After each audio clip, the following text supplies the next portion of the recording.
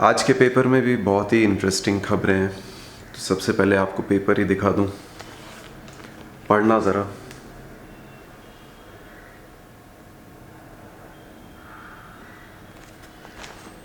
I hope कि आपको पढ़ने में दिक्कत नहीं हुई है। ये क्या बोल रहे हैं? Mica praise cheating case, one more held. Viren Asudaria held from Surat for transferring stolen money through Binance exchange to 3 Chinese nationals. Okay. So सब हेडलाइन से इतना समझ नहीं आ रहा है, बट ये माइका क्या है? तो माइका वो इंस्टीट्यूट है जहाँ मैंने पढ़ाई की है 2 साल, equivalent to an MBA, let's put it that way. So जब मैं पढ़ता था तो उसका फुल फॉर्म था मुद्रा institute of communications Ahmedabad. Institutes और ये लोग भी काफ़ी सारे चेंजेस करते हैं, तो अब ये इंस्टीट्यूट अपने आप को मुद्रा इंस्टीट्यूट ऑफ कम्युनिकेशंस अहमदाबाद नहीं बुलाती, अब वो अपने आप को केवल माइका बुलाते हैं। सो जैसे कि आपने देखा होगा कि पहले नाम में कम्युनिकेशंस था, अब उनको कम्युनिकेशंस प्रोजेक्ट नहीं करना था, अपने आप को कम्युनिकेशंस इंस्टीट्यूट की तरह प्रोजेक्ट नहीं करना था, इसलिए उन्होंने उस नेम को छोड़ के या उस फुल फॉर्म को छोड़ के अब खाली माइका अडॉप्ट कर लिया, और अब वो अपने आप को मार्केटिंग स्कूल की तरह ज़्यादा प्रोजेक्ट करते हैं, मोर देन कम्युनिकेशंस। ये डिबेटेबल है। आई एम श्योर वहाँ पे जो भी मैनेजमेंट है और जो भी स्टेक होल्डर्स हैं, उन्होंने अपने बीच में ये सब डिबेट करके और ये डिसीजंस लिए होंगे। और हमारे बीच में भी, हम जो वहाँ पे पढ़ चुके हैं, हम भी जब कभी मिलते हैं एक दूसरे से तो ये चीज़ें डिस्कस होती हैं। पर आज की वीडियो का ये पर्पस नहीं है कि कम्युनिकेशंस होना चाहिए, मार्केटिंग होना चाहिए, क्या होना चाहिए। आज की वीडियो का डिस्कशन ये है, राइट? ये जो चीटिंग केस है, तो मैं आपको थोड़ा सा पढ़ के बता देता हूँ। MICA president Shailendra Mehta was cheated after cyber crooks first posed as employees of the FedEx courier company. They told Mehta that Mumbai Customs had intercepted a parcel in his name which was being sent to Taiwan. The extortionists threatened Mehta that the parcel contained 5 passports, 3 mobile phones, 200 grams of MDMA drugs, and 5 kg of clothes. The scamsters went to the extent of connecting him via Skype calls with fake CBI officials. The crooks threatened Mehta that jailed former Maharashtra Minister Nawab Malik had opened 10 to 12 bogus accounts, some of which were in his name. Then they extorted rupees 1.15 crore from him at different stages. Imagine, they extorted 1.15 crore from him at different stages. So, क्या बोल सकते हैं अब? एक तो ये कि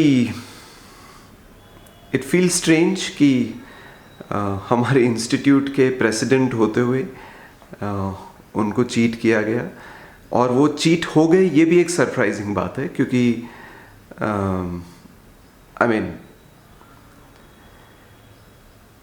you do, हमारे में ऐसा बिलीफ है, राइट, कि या हम ऐसा हमारे में ऐसा परसेप्शन है कि एजुकेटेड लोगों को बुद्धू नहीं बना सकते, राइट, और जो इस लेवल के लोग हैं उनको तो बुद्धू नहीं बना सकते। बट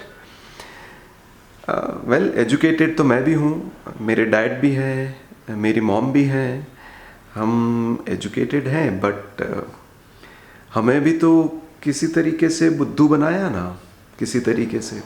किसने बनाया बुद्धू? तो जिस जगह पे मैं खड़ा हूँ, ये जगह जिसने बेची है, और यहाँ पे कुछ लोग हैं, वो बेसिकली बुद्धू बनाने का काम कर रहे हैं। कैसे बुद्धू बनाया वो मैंने दूसरे वीडियोस में शेयर किया है, बट एनीवे। सो इस केस में, ये जो चीटिंग वाला केस है, माइका के प्रेसिडेंट को जो चीटिंग करके उनसे जो पैसे निकलवाए इन लोगों ने, तो एक तो ये कि माइका अपने आप को स्कूल ऑफ आइडियाज़ बताता है, तो एक्चुअली चीटिंग भी आइडियाज़ पे डिपेंडेंट है। आई मीन अल्टीमेटली एक सर्टन आइडिया काम किया है, जिसको आप चोरी बोल रहे हो या जिसको आप फ्रॉड बोलते हो या जो कुछ भी बोलो, आप उसको क्राइम बोलो या जो कुछ भी, पर है तो वो आइडिया, जिस आइडिया के थ्रू आपको उस पर्सन ने फंसाया या कन्विंस किया या जो भी किया, राइट, डराया या जो भी, और आप डर भी गए और कन्विंस भी हो गए कि हाँ ये जो बोल रहे हैं वो सही है। तो माइका अपने आप को स्कूल ऑफ आइडियाज़ बताता है, तो चोरी भी आइडियाज़ से होती है। You have to have ideas, right. अगर आपको कुछ करना है, उटपटांग करना है या अच्छा करना है या बुरा करना है, तो आपको आइडियाज़ चाहिए। तो स्कूल ऑफ आइडियाज़ के प्रेसिडेंट को एक इस टाइप के आइडिया से इन्होंने चीट किया है एट डिफरेंट स्टेजेस। मतलब शायद 4, 5, 6, 7 कॉल्स कितनी हुई हों, या कितने, मतलब हर एक कॉल का अगर एक स्टेज लिया जाए, या ऐसा माना जाए कि भाई हर एक स्टेज में एक कॉल हुआ था, या कुछ बोला गया था, या कुछ प्रोसेस हुआ था, तो ऐसे स्टेजेस में इन टोटल 1.15 करोड़ उनसे निकाल लिया गया। अमेजिंग। तो अब ऐसे मामलों में क्या करना चाहिए? बाय द वे, ये 3 दिन पहले ही मेरे पास भी ऐसा एक कॉल आया था। वो पर्सन बोल रहा था कि वो DHL से बोल रहा है, और ऐसे ही टाइप का एक पैकेज की बात कर रहा था कि आपका एक पैकेज जो आपने थाईलैंड भेजा है, उसमें XYZ चीज़ें थी और वो कस्टम्स ने रोक दिया है। तो मैंने उसको भाई यही बोला कि एक तो ये काम करो कि आप जो भी बोल रहे हो, तो पहले तो आपके पेपर्स भेज दो। आप DHL से बोल रहे हो तो आप आपके DHL के पेपर्स भेज दो। ये जो भी पैकेज है मेरे को समझ तो आया है क्या? और मैंने उनसे कहा कि इस पैकेज के कंटेंट्स क्या हैं वो भी आप मेरे को लिख के भेज दो, क्योंकि आप बोल रहे हो कि ये रोक लिया गया है और इस पैकेज में ये निकला है, तो आप मेरे को ये सारा एक इन सारी चीज़ों से रिलेटेड जो पेपर्स हैं वो आप मेरे को भेज दो। तो वो आगे कुछ बोलने लगा कि सर कस्टम्स ने इंटरसेप्ट किया है, ये वो है। आई अंडरस्टूड कि ये अब टाइम पास कर रहा है, तो मैंने वो उस नंबर को ब्लॉक कर दिया। ओके, सो ये सब किस टाइप के आइडियाज़ हैं, मतलब ये कैसे फंसा रहे हैं? तो बेसिकली ये क्या बोल रहे हैं कि कस्टम्स ने इंटरसेप्ट कर लिया है। तो कस्टम्स मतलब गवर्नमेंट, ओके, गवर्नमेंट ने इंटरसेप्ट किया है। गवर्नमेंट किसके बेसिस पे चलती है? पेपर्स के बेसिस पे लार्जली, राइट। मतलब आप पैकेज भी भेजते हो तो आपको एक रिसीट मिलती है, which is nothing but a piece of paper with certain kind of information and certain kind of authority and so on and so forth. So आप कस्टम्स डिक्लेरेशन फॉर्म भरते हैं तो उसका भी आपको एक्नॉलेजमेंट या कुछ मिलता है, तो वो सब what is all that?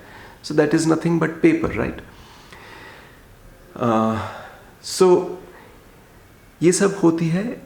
मैं इन सब चीज़ों को जहाँ पे भी पेपर्स इन्वॉल्व होते हैं, तो मैं इसको बोलता हूँ पेपरबाजी। डीलिंग विथ पेपर्स इज पेपरबाजी, ओके। तो और मैं हमेशा ये मेंटेन करता हूँ कि आपको पेपरबाजी आना बहुत ज़रूरी है, क्योंकि आपको बुद्धू भी बना रहे हैं पेपर्स के थ्रू, है कि नहीं?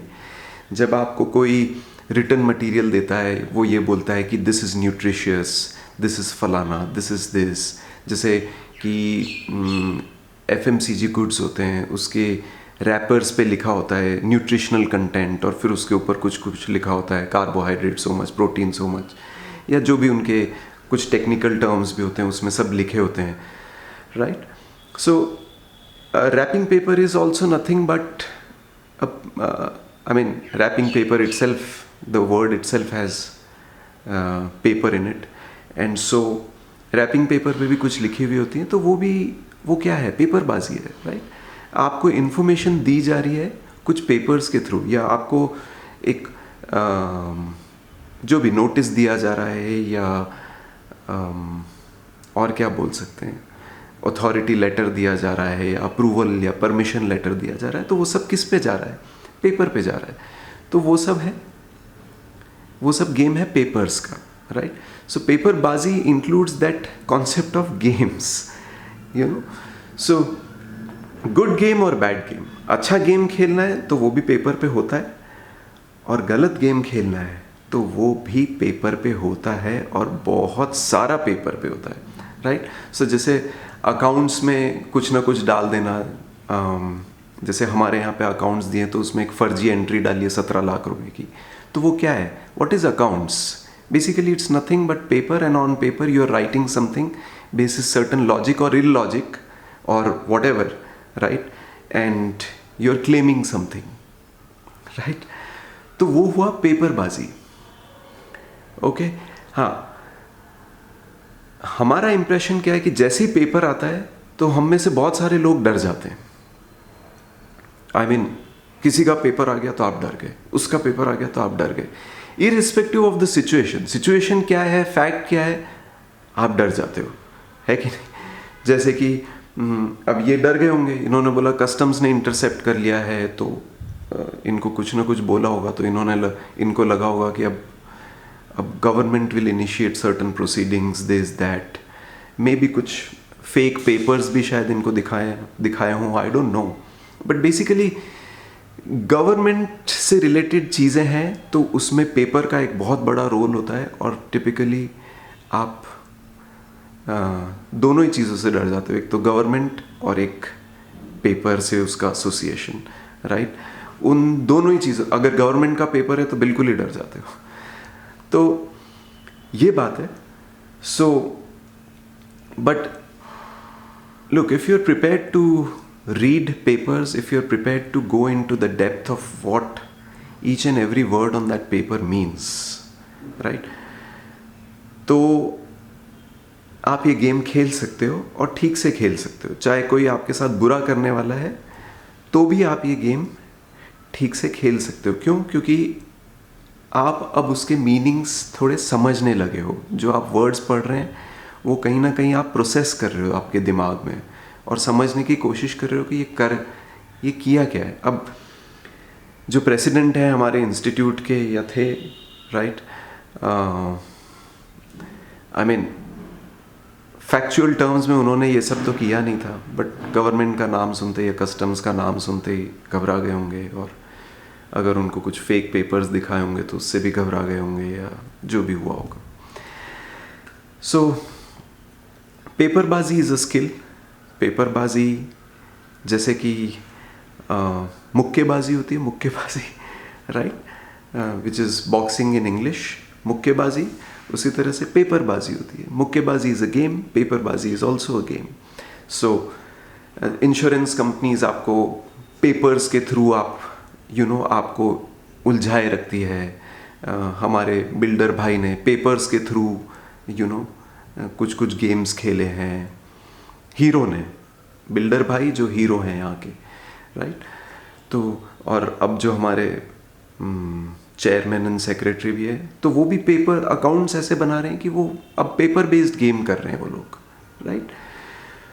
तो पेपर बेस्ड गेम से घबराना नहीं है, पेपर को अच्छे से पढ़ना है और समझने की कोशिश करनी है कि ये किया क्या है। और नहीं समझ आ रहा है तो कोई बात नहीं, थोड़ा और टाइम बिता लो और थोड़ा और पढ़ लो, या पेपर मांग लो। अभी तो जैसे पेपर दबा के बैठे हैं, मैं पेपर मांग रहा हूँ, चेयरमैन, सेक्रेटरी, बिल्डर, इन सब से पेपर मांग रहा हूँ, और डैड ने इनको लिखा भी है asking for certain important papers related to this office complex and all that, but नहीं अभी पेपर्स दबा के बैठे हैं, अभी तक ना वो रिप्लाई कर रहे हैं, और मुझे नहीं लगता कि उनका कोई इंटेंशन है पेपर्स शेयर करने का, या उन कॉपीज़, इम्पॉर्टेंट डॉक्यूमेंट्स की कॉपीज शेयर करने का। तो एक गेम ये होता है कि जो इम्पोर्टेंट पेपर्स हैं आप उनको दबा के बैठ जाओ। जैसे कि गवर्नमेंट ऑफिसेज में भी ये होता होगा कि पेपर्स को दबा के बैठ जाओ। जैसे अभी ये राजकोट वाला कांड हुआ है, फायर वाला, राइट। इसके अंदर अब आज मैं एक आर्टिकल पढ़ रहा था, तो उसमें किसी अक्यूज ने तो ये बोला है कि सारा पेपर जो था वो फायर में जल गया है, राइट। तो पेपर को गायब करना या उसको दबा के बैठे रहना, ये एक गेम है, राइट। फिर पेपर पे कुछ ना कुछ ऐसा लिखना जो कि आप नहीं पढ़ते हो या जो आपको समझ नहीं आ रहा है, या जो आप देखना नहीं चाहते हो, तो वो एक दूसरा गेम हो गया, राइट। इस तरह के गेम्स खेले जाते हैं आपके साथ। और अगर आप पेपर पढ़ोगे तो आप थोड़े से, मैं ये नहीं बोल रहा हूँ कि आप मास्टर बन जाओगे उस गेम के, बट आपको थोड़ी सी ज़्यादा चीज़ें समझ आ जाएगी और आपको थोड़ा गेम भी समझ आने लगेगा कि ये गेम किस टाइप का गेम है। अच्छा या बुरा मैं नहीं बोल रहा हूँ, पर ये गेम किस टाइप का है और किस टाइप से ये खेलने की कोशिश कर रहे हैं, राइट।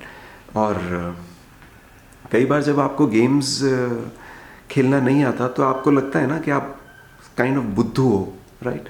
अच्छा, मैं ये नहीं बोल रहा हूँ, मैं भी बुद्धू तो बना ही हूँ, मेरे डैड मॉम भी बुद्धू तो बना ही है, और दूसरे मेंबर्स ऑफिस कॉम्प्लेक्स के जो कि अभी बहुत रिच मेंबर्स हैं और जिन्हें इन सब चीज़ों की परवाह नहीं है, वो भी बुद्धू बने हैं। वैसे तो यूँ देखा जाए तो किसी एस्पेक्ट में वो भी बुद्धू बने हैं, पर सब अपने आप को तोप समझते हैं, मतलब दिग्गज मानते हैं। तो ठीक है, माने, पर बुद्धू तो बने ही हैं फिर भी। एजुकेटेड लोग भी पेपर गेम्स में फंस सकते हैं। हम लोग सब यहाँ एजुकेटेड हैं, बट हम फंसे हैं पेपर गेम्स में, और पेपर गेम्स खेल भी रहे हैं बिना जाने या बिना कोई स्किल डेवलप किए या बिना मीनिंग समझे हम पेपर गेम्स खेल रहे हैं और फंस भी गए हैं उसमें, राइट। तो ये है आज की कहानी। अब इनको क्या करना चाहिए था? ऑब्वियसली उनको कुछ ढंग के पेपर्स मंगवाने चाहिए थे, सब कुछ मंगवाने चाहिए थे। इतना सब पैसा देने से पहले, अरे भाई, वो यहाँ की अथॉरिटी के पास ही चले जाते, राइट। पैसा देने से पहले ही वहाँ पहुँच जाते। इतना सब मेरे ख्याल से ये होता ही नहीं। 1.15 crores, it's unbelievable for me. मतलब मैं तो बिलीव ही नहीं कर पा रहा हूँ कि ये हुआ है, बट हुआ है तो कुछ तो हुआ है। तो भाई, जब आपको अक्यूज़ किया गया है तो आप ही चले जाते। You could have gone to the customs department और whomever, whichever public authority or government authority that you have connections with. You are president of MICA, so मेरे ख्याल से आप जा सकते थे बिफोर शेलिंग आउट एनीथिंग और before saying anything to anyone, you know, कि ऐसा कॉल आया है, इन कॉल्स का क्या मीनिंग हो सकता है और क्या प्रोसेसेस हो सकते हैं इन सब चीज़ों में। एनीवे, आपको पुलिस के पास तो जाना ही पड़ा। आपने कंप्लेन भी फाइल की और कंप्लेन फाइल करके ये लोग भी पकड़ में आए हैं। तो बाद में पकड़ में आए, शायद आप अगर थोड़ा सा इसको डीपली, या क्या बोलते हैं, शायद थोड़ा ज़्यादा सेंसिबली इससे डील करते तो आप पहले ही जा सकते थे और शायद आपके इतने सारे रुपए मतलब नहीं जाते। ये चीटिंग, एटलीस्ट फाइनेंशियल टर्म्स में तो ये चीटिंग नहीं हो पाती शायद। तो ये है, पेपरबाजी इज़ अ गेम। पेपर्स में वर्ड्स को देखिए, मीनिंग समझिए और फिर पेपर से डील करने की कोशिश करें, चाहे वो कोई भी हो, गवर्नमेंट हो, फ्रेंड हो, नॉन फ्रेंड हो, बिजनेस पार्टनर हो, बिजनेस में कोई पर्सन हो, whomever, राइट। छोटा सा छोटा चीज़ हो या बहुत बड़ा चीज़ हो, सब चीज़ें जो भी पेपर पे होती हैं या जो भी पेपर्स उनके आपको दिए जाते हैं, इन सब चीज़ों के लिए आप अगर उनको ध्यान से पढ़ेंगे, उनके मीनिंग्स ढूंढने की कोशिश करेंगे और समझने की कोशिश करेंगे, तो it may gate slightly easier. I am not saying you'll become master. If you become master, great, but you'll get a grip over it, some grip over it. You'll understand it better. You'll see what's the game, and that game will improve you in many other aspects. I can tell you that. So that is that. अगर आज का paper देखा है आपने तो आप ये news भी ज़रा पढ़ना, मज़ा आएगा आपको। Thank you. I'll see you soon. Bye.